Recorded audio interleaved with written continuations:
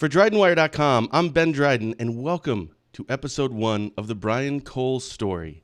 These episodes will be taking a deep dive into Brian's life, starting from childhood all the way to where he is today and everything in between. Brian, I'm sure there's a lot of things you may not want to relive, so thank you for agreeing to be a part of this series. I'm really interested in your life and your story. I know a lot of other people are, so thank you so much for agreeing to do these. Well, I really appreciate the opportunity. Since COVID hit, the schools haven't asked me back yet, and there's so many kids, especially that need to hear this. This is not about Brian Cole.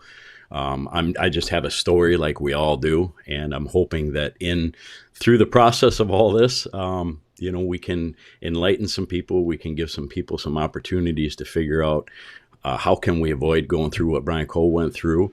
And also to give people hope that regardless of how bad life gets, whether it's your own life or the life of your parents or siblings, that there's always hope, man. There's always hope. Well, let's start right there. Let's start at the very beginning. Birth. Where were you born? I was born in Chippewa Falls, Wisconsin in 1965. 1965. So how old are you? 57. 57. What? You don't look 57. Good. So what was your childhood like? So kindergarten, maybe before that, was there anything kind of significant? Did you have siblings? Did you have mom and dad at the home? Because let's face it, that's an important thing, having mom and dad or a father figure at home. Did you have that? Yes, I had both parents and a younger brother, 2 years younger than me. So what was it like growing up as a little kid for Brian Cole? Well, I don't remember a lot up to, probably kindergarten. One of the things I say in the process of been writing a book for 10 years, but hopefully next year I'm going to get it done. Nice. Hoping to get some time off. But anyway, when I looked back on some of the pictures and stuff that my mother gave me, I saw 2 pictures of my dad holding me and looking down at me with like almost adoration in his eyes. And I always thought, like, what happened? Because up to about kindergarten, there was a point when I was 6, 7 years old. We moved to Pennsylvania for a couple years. And that was when I was in kindergarten. And I remember early on bullying starting right away. My original last name is Connect. I took my wife's name when we got married. I'll explain that when we get to that part. I'm not kidding. I literally didn't know that. Yeah. See, I'm learning things already. I love that. Yeah. So my original last name is Connect. So, connect the dots, connect four, all that stuff. Sure. On top of being short, I haven't grown a whole lot. And I had buck teeth big time. Don't have that problem anymore. I lost all my teeth to meth mostly. So just those things alone, I was bullied in school. And, bullying back then really isn't the same as it is today. Today we live in a whole new realm of bullying. But back then, just because of those things, I was bullied. So I remember a lot of bullying in school, a lot of kids pushing me around and calling me names. At what age do you first remember? In kindergarten.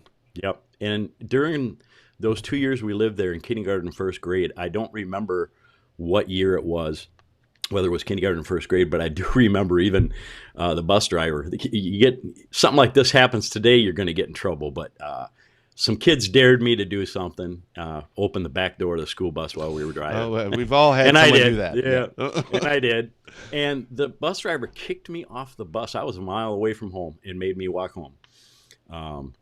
So I remember that. And this was the point when I also remembered my dad coming to the realization of my dad starting to take more love and stuff over my brother than me, and I would start getting in trouble for his stuff on top of my stuff. And was your brother older or younger? 2 years younger. Yep. Okay. So you're what are we? First grade ish? Yeah. Yep. First grade ish. So that's 7. So yeah, probably 7. Brother's 5, and you're saying that you're getting in trouble for some of his stuff. Yeah. Any particular reason? I mean, what would you attribute that to? Why was it just sometimes youngers? Like I'm the youngest, so my brother got in trouble for some of the things that I did, but yeah, it was always the opposite with me. I got in trouble for a lot of things that my brother did, and the only thing I distinctly remember back then happening, we came across a snapping turtle.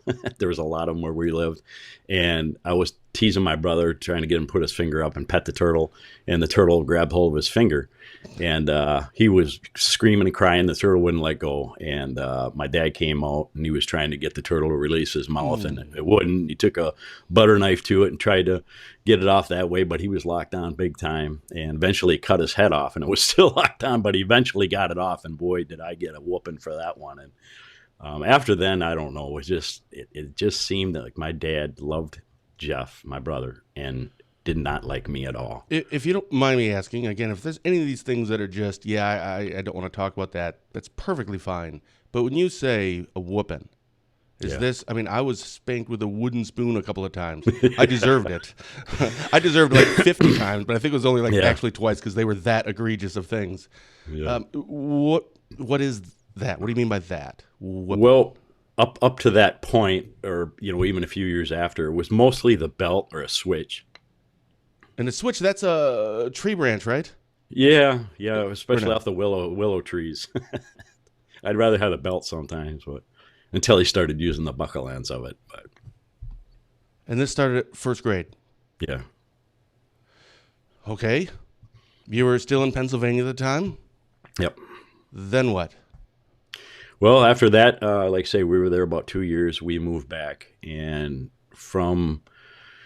probably from that point until the age 10, I just remember the bullying getting worse and worse in the schools, and my dad, I definitely noticing more and more that he was doing a lot more things with my brother and than I and fun stuff, nice stuff. Yeah. Just interaction, talking, and doing things and stuff. Kids pay attention. I mean, kids notice that. Yeah, you betcha. It has a huge impact. The only thing my dad really ever did with me was when he wanted me to do things that he wanted to do, like hunting and trapping and stuff, and I hated that stuff. The only thing I remember ever loving in life, besides my mom, were animals. And to have to go out and kill them and trap them and skin them alive or skin them, and right. It just wasn't me, but that's, I did it to try to be with Dad, and that's the only reason. So the school things got worse, the bullying got worse. I was into football back then. I collected football cards and Sports Illustrated magazines and all that, and the kids in school, they'd take them from me and rip them up and all that. So then, the school teachers kind of were starting to get on me too a little bit. What? Because by the age 10, I was starting to just, every time my dad would strap me or beat me down or whatever, he would always, at that time, and I don't remember how young it started, but I remember it was before 10, he would tell me what a loser I was, and I was a nobody, and I would never amount to anything. I needed to straighten my act up and blah, blah, blah. And at the age of 10, and I know it was the age of 10 because when I look back on all my report cards and the comments the teacher made, all my grades started going down to F's and stuff, and teachers were saying, hey, this kid is going screwy and y'all need to do something about his actions and his attitude in school and blah, blah, blah. He's acting out. And pretty soon the teachers were telling me the same thing my dad told me, that I was a loser and I would never amount to anything. Were you, when you say acting out, what were you acting out? How did that manifest itself? Probably just doing stupid things like, blowing spitballs and sassing back to the teachers and stuff. I wouldn't sass back to the students because I know that I get a double whooping, double bullying. Right. But I could talk to the teachers, and I know I did it a lot because I remember being in the principal's office a lot with that big old yardstick. That's when they could still yardstick your hands, and I got a lot of hand yardsticking. And where's Mom in all this? Mom, I love my mom to death. She loved me, and she was kind of in the middle of everything because during this time, even then, when I would act out, my dad would whoop me, and then he'd sit down and give me these 2-hour lectures. And I think I'd rather have the whooping than the lectures, but I got both. And if my mom ever got involved and tried to step foot in the conversation or whatever, or telling him he's being too hard on me or whatever, two things would happen. Either he would leave for a week or two, not come back, or he would give us all the silent treatment. And I didn't know which one is worse because at least, when he's gone, he's gone. But when you are actually living in the same house with your own father who's treating everybody like we don't even exist, that was something completely different. That's why I will never give my kids a silent treatment. I don't know the damage that can cause. Yeah, that kind of reminds me. People have had these discussions before about what's worse, having not having a father or a father figure in your home, Yeah. or having a really bad father and or father figure. I don't know which one's worse. I have no clue, but that kind of is a parallel there. So when he left for a week, did he tell mom, right, your mom, No, that I'm leaving, nope. or is He'd just up and go. like He wouldn't show up for. Did you ever find out where he went? Oh, he probably hunting or trapping or hanging out with his friends or whatever.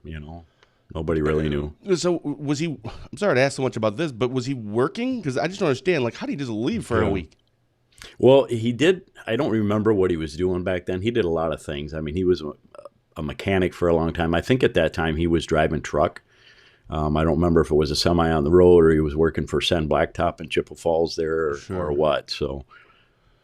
Okay, so we're at 10th grade. What is that?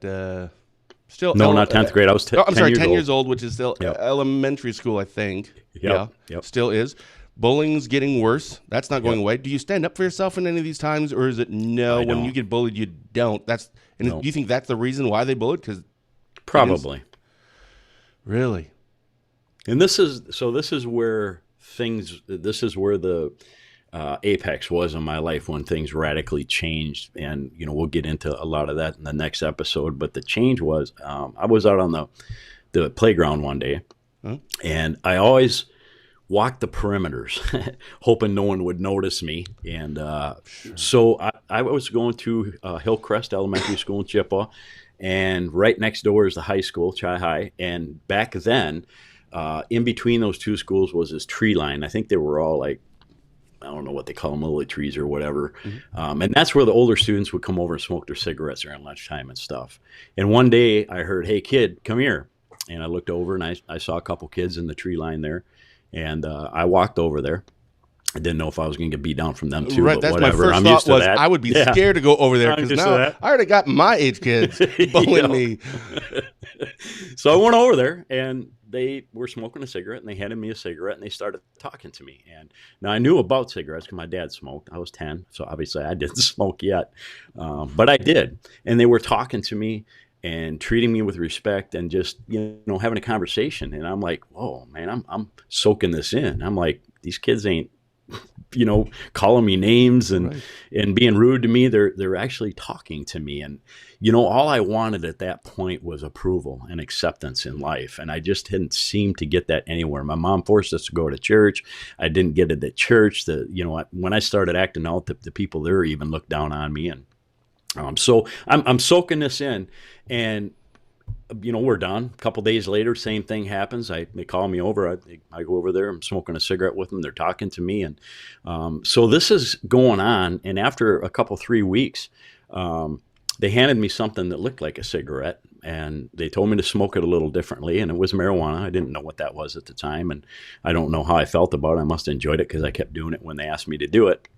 But again, that acceptance, that approval, and 10 years old, okay? But here's the thing. I thought I had a story, man. Kids are going through this and worse than this by 8 or 9 years old now. So, but anyway, so one day I'm out on the playground and not too far from that tree line, and a couple kids are messing with me. And they're like, "Hey, you guys mess with him, you mess with us," and the kids laid off. And so the older kids are telling your age kids, so they're standing up for you. Yeah. Well, I paid for it on the bus later that night by the kids that were messing with me. Well, if you don't mind me asking, what was? Did they say something, or did they specifically say, "How dare somebody else stand up for you"? Well, you want to go that route, probably we'll beat you down even worse, blah, blah, blah. So I went back the next day and told those kids about that, and they took care of that. And all I know is from that point on, there was a radical change. And by the end of the year, the cigarettes went to marijuana, one day they were showing me some naughty magazines, and I'm 10, I'm like, ooh, this is cool. And it just got worse and worse. The things started getting worse that they were offering me and talking to me about. But all I knew was there was acceptance there, approval there, and I wanted it. I was soaking it in. And because more and more students were finding out that I was hanging out with these dudes, and these dudes were sticking up for me, by the end of that year, all I know is a lot of these kids had the same look in their eyes that I had, and that was fear. And I latched onto that, and I became the very person that I hated from that point on, and I became that bully. In a really messed up way, that must have been an awesome feeling when your new friends took care of that problem for you. You went, you told them I got a problem, they took care of it. Yeah. In a weird way, that had to just been like, I didn't know that was a thing, right? Yeah, right. Like, what? Yeah. How great. So at that point on, you're done. You're finished. Because it's now, whoever you guys are, whatever you guys are into, I'm totally down. Because totally I love this, in. man. This is where it's at. That other stuff, I didn't like that. Yep. Holy cow. So how did that, so that thing, right? Now you're Mr. Big Tough Guy. You got big, tough friends. And how did that play out then in your life outside of school? So back at home with dad, with mom. Did mom start seeing this? Did mom go, Brian, now I see that you're walking around a little arrogant here, buddy? Well, not much changed at home. I certainly didn't talk back to my dad and didn't talk back to my mom in front of my dad. The only thing that really changed is I did start getting a little more rebellious. There was, the hair thing. I loved long hair. I always have. My dad would not allow that. He would do the bowl on the head things. And I started acting out a little bit when he'd threaten me with hair. And that's what I call it, threatening me with haircut, and all these other things. So I was getting a little more rebellious in the house. Okay. During the summer when school was out. We lived way out in the country in the Eagle Point, Tilden area, and it was 7 miles into town. And as much as I could, I would leave and go into town on my bicycle and hang out with these guys. And this is when the really drastic stuff started happening. I found out that they were involved with something called Satanism. And I'm sorry, how old are you now? Is this about middle school time, or are we still 10? Yeah, no, we're still 10. Between 10 and 11 that summer. And I didn't know about it. And I didn't, there were dabblers. I didn't know about dabbling. All I knew is they were into this stuff, and they were, talking to me about stealing these bread wafers from the Catholic churches that they could use in their rituals. And they would go out and they would, smash religious icons in cemeteries and all that kind of stuff. So I partook with them. They didn't do it a lot, but the times they did, I just wanted to do whatever they did because they were my guys, and I looked up to them. I hero worshipped them. And you were safe. Exactly. So this leads into then the big next step. I mean, obviously this is trending in a direction here. We betcha. already covered bullying from your father, from not coworkers, students, right? Your classmates. Yeah. You're smoking at 10 years old. Marijuana. Naughty magazines. By the way, I actually saw someone showed me a naughty magazine. I was probably in middle school, and you had said that you're like, oh wow, that's interesting. For me, I was like, gross. That's a whole other story. But I'm like, that explains a lot. Man. Gross. Like, I don't want to look at that. But you have an awesome wife. So you won out, man. You won out. So then, what does this now lead to? Because you know how this stuff works. Everybody knows how this works. There isn't a plateau. You just keep going. It just keeps getting worse. And I think this will lead us into kind of the takeaway from this, and the kind of the vision that I want to get across in this. And one of those things is the whole acceptance and approval and satisfaction that a person's wanting in life. They will always go to something, and if it's not something healthy, it's going to be something dangerous. And when I speak to the students, I always say, do you remember what I said it was that was the hook for me? It was a simple cigarette. It was seeking acceptance. And a cigarette went to marijuana, and a marijuana went to naughty magazine. Naughty magazines went to, all kinds of LSD and acid and all this other stuff. And eventually it's getting worse. And one of the things that we got to understand, and I know a lot of students, especially those who are already caught up in this stuff, they don't like this gateway word. That cigarette was a gateway. And I say it's a gateway because if you're in school and you're hanging around, especially that age, and you're hanging around kids that are smoking cigarettes, I guarantee that some of the other kids that are in that group of smoking cigarettes are doing something worse than smoking cigarettes. And then the marijuana comes out. And since you're already part of that clique, you smoke it. And now when you're in that clique with the guys smoking marijuana, there's always going to be someone in that clique that's doing something else, cocaine, whatever it is. And now that you already made that one bad choice, and it's going to make it a little bit easier to make the next bad choice the next time, and so on and so forth, until pretty soon it's got you. Yeah. But the other takeaway is, man, that acceptance thing. This is one of the problems with not having a healthy father figure or a family unit that you can go to and feel safe to talk about these problems. And when you don't have that, what are you going to do? I always say that at the age of 10 or 11 or 12, I didn't want to be in school. I didn't want to be at home. I didn't want to be at church. Where do you go? Where do you go? Where do you go? And I'm sure some kids out there right now that are going through that and asking the same question. Well, Brian, you asked the question, what's the answer? And I don't have the answer other than this is why we need healthy family units, and especially the fathers in our lives. Father, yeah. Obviously, I can't speak for a woman or as a mother, because I'm neither of those. But yeah, I've always viewed the father's role, if taken seriously, as an incredibly important role. Yeah. I know, like with Kenneth, so you were talking about like at 10. So obviously we have 5 kids that are 2 youngest that are still at home, 14 and 12. For years, like even with Kenneth, 'cause there's a special relationship between a father and a son that's just different than anything else. And it's, if you get in trouble, you're going to get in trouble. Yeah. Be open, be honest. Come home, tell me right away. I can't help you, I can't protect you if you don't tell me the truth right away. Because if I get a call from the principal, now it's not that you're in trouble. It's, how come I'm getting a call from the principal? I'm here to help you, protect you. That's how this works. And to his credit, he comes home and, got to write up today.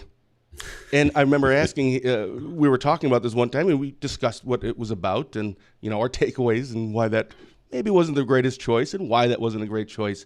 And we actually ended up having a discussion about, it's really weird because they don't know any friends that actually go home and tell their parents they got in trouble.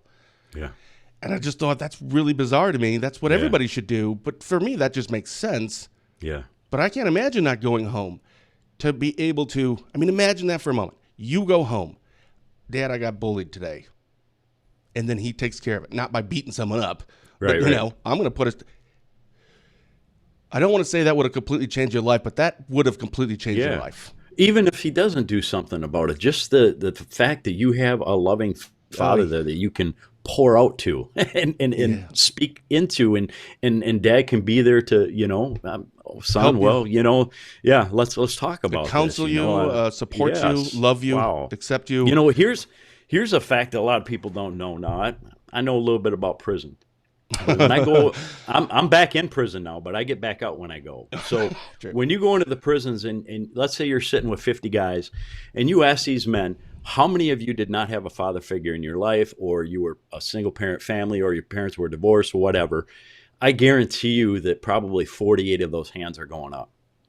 Now, when you ask those 48 men, how many of those have kids, almost all of them hands go up. And when you say, now are you there for your kid?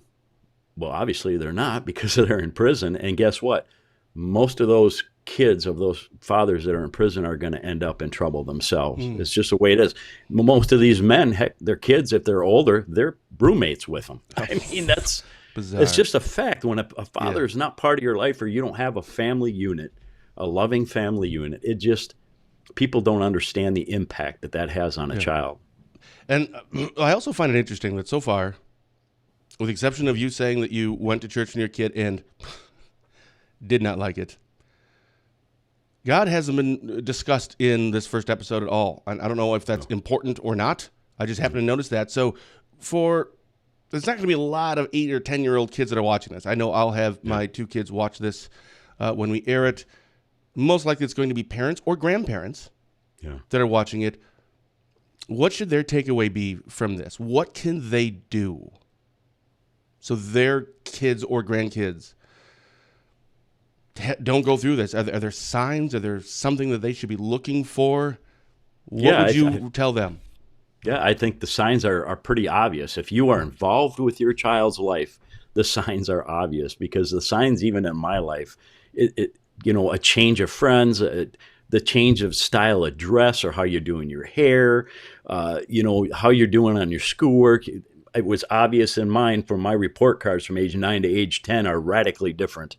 All Yeah. that kind of stuff. Kids start coming home and desiring different things, and wanting just a radical change in anything in a child's life tells you something's going on, or someone's having influence over their life that they didn't have before. But the other thing is, as far as the grandparents or the parents or whoever, man, the Bible says, lists all kinds of stuff that should be fruits in our life, joy, all this. But the greatest of these is love. Love, pure love for our children, being upfront, honest with them, being approachable is a big one. I know when we go out and we do these legacy father things, one of the sad facts, statistics, is that, in NASCAR, I don't know about you, I used to watch NASCAR all the time. A regular pit stop is about 13 seconds.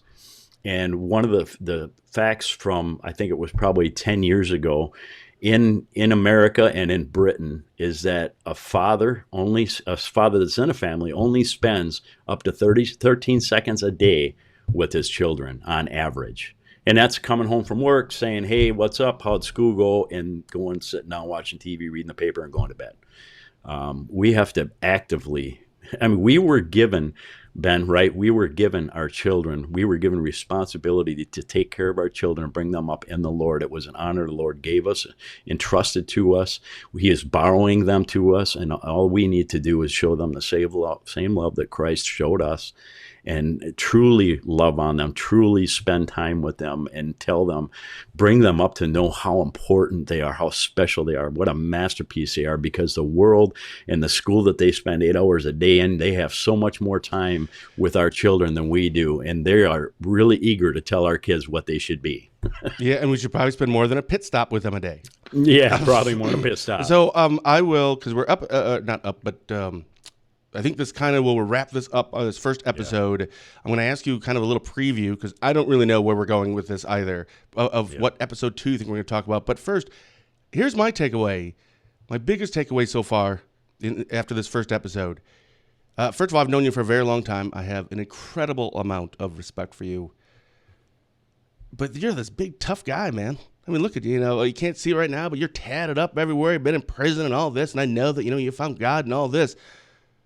But it's like looking at my father. Like, I'll never see my father as any kind of a victim in anything. I mean, my father, he's a manly's man, right? He's the John Wayne, that kind of a person. I've never seen my father vulnerable. It's so weird to, be thinking about you and your life as a person that was, I just wanted to be loved. I just wanted to be accepted. Yeah.